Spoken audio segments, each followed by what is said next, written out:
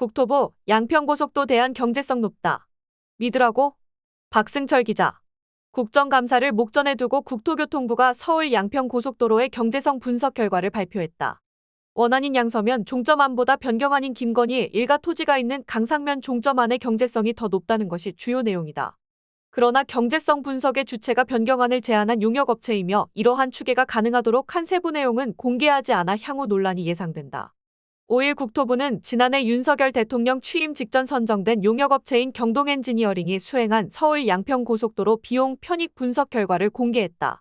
그 분선에 따르면 원안인 양서면 종점 안의 BC는 0.73, 변경안인 강상면 종점 안의 BC는 0.83으로 변경안이 13.7% 높다. 변경안이 원안보다 비용이 3.6% 더 들지만 편익은 17.3% 증가한다는 것이 국토부의 설명이다.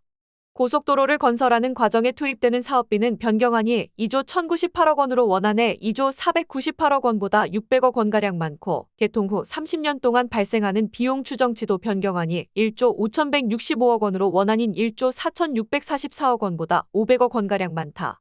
그러나 교통량이 변경안에서 22.5% 늘어나고 편익은 대안이 1조 2,541억 원으로 원안의 1조 688억 원보다 1,800억 원가량 더 많다. 변경안에서 비용이 증가한 것보다 편익이 더 많이 증가해 경제성 분석에서 변경안이 더 우수한 것으로 나타난 것이다. 국토부 관계자는 변경안의 경우 원안 예타 노선에 비해 연장이 약 2km 늘고 교량과 터널 개수가 증가하지만 교량과 터널 연장이 오히려 감소하고 지역 여건이 양호해 600억 원가량의 사업비 정도만 증가한다라고 말했다. 교통량의 경우 변경안의 하루 교통량이 원안보다 약 6,000대가 많은 것으로 나타났다. 중부 내륙 고속도로와 서울 사이의 교통 수요가 증가하기 때문으로 분석됐다. 주변 도로 교통체증 완화 효과도 변경안이 더 큰 것으로 나왔다.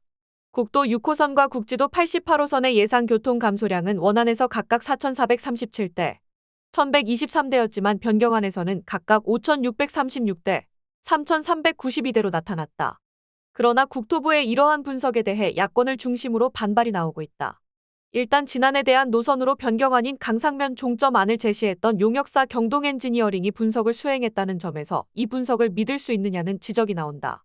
이 때문에 국토부는 불필요한 논란을 해소하고 사업을 재개할 수 있도록 분석 결과에 대한 국회 차원의 제3의 전문가 검증을 요청할 예정이다. 그러나 분석의 공정성을 위해 원안에 대한 예비 타당성 조사를 시행한 한국개발연구원이 일관된 기준을 가지고 변경안에 대해 예타를 실시해 원안과 비교할 필요가 있다. 만약 제3자가 검증하더라도 KDI의 원안과 변경안에 대한 예타를 놓고 검증하는 것이 공정하다는 것이다. 국정감사가 10월 10일부터 시작된다는 점을 고려하면 시간이 촉박하게 공개한 점도 문제로 지적된다. 특히 이러한 추계치를 제시한 세부 근거를 공개하지 않은 점에서 그렇다.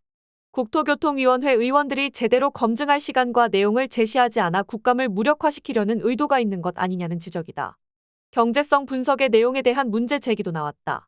국회 국토교통위원회 민주당 간사인 최인호 의원은 강상면 종점 안과의 차이를 억지로 만들기 위해 원안의 비용 대비 편익을 의도적으로 낮춘 것은 아닌가 하는 의구심이 든다라고 밝혔다. 이어 국토부는 종점부를 강상면으로 조정하면 교통량이 약 6,000대 이상 증가한다고 주장한다면서 두 종점은 차로 불과 3분 거리인데 교통량이 22%나 폭증할 수 있는지 검증이 필요하지만 국토부는 검증 자료를 공개하지 않고 있다고 말했다. 국토부가 지난 7월 발표한 교통수요보고 자료에 따르면 원안과 변경안이 동일한 시점부와 북광주 JCT 구간이 전체 교통량의 83%를 차지한다. 원안과 변경안이 갈리는 나머지 구간의 교통량은 17%에 불과하다. 경향신문 보도에 따르면 우석진 명지대 교수는 당초 한국개발연구원이 발표한 원안에 대한 예타에서 3기 신도시 반영 유무가 하루 평균 1,000대였는데 신도시보다도 양평 종점 변경에 따른 교통량 차이가 훨씬 크다는 이야기라 쉽게 납득이 어렵다라고 밝혔다.